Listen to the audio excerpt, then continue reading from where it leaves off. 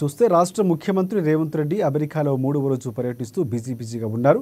ఇవాళ ఆయన అమెరికాలో దిగ్గజ IT company Cognizant CEO Ravikumar బృందంతో భేటీ అయ్యారు. కాగ్నిజెంట్ సీఈఓతో విజయవంతంగా సమావేశం నిర్వహించినట్లు సీఎం రేవంత్ రెడ్డి తెలిపారు. హైదరాబాద్లో నూతన కార్యాలయం ఏర్పాటు చేసేందుకు కాగ్నిజెంట్ అంగీకారం చెప్పినట్లు వెల్లడించారు. మిలియన్ చదరపు అడుగుల విస్తీర్ణంలో హైదరాబాద్లో కాగ్నిజెంట్ కార్యాలయం నిర్మించనున్నట్లు స్పష్టం చేశారు. దీంతో సుమారుగా 15,000 మందికి ఉద్యోగ అవకాశాలు లభించే అవకాశం ఉందని ఆయన అభిప్రాయం వ్యక్తం చేశారు. అయితే తెలంగాణలోని టైర్ 2 నగరాల్లో కంపెనీ ఏర్పాటు చేయాలని సూచనలు చేశారు. దీంతో వారు సానుకూలంగా పరిశీలించేందుకు అంగీకరించారని తెలిపారు. ఈ భేటీలో సీఎంతో పాటు మంత్రి శ్రీధర్ బాబు, సి శాంతికుమారి, ఇతర అధికారులు ఉన్నారు.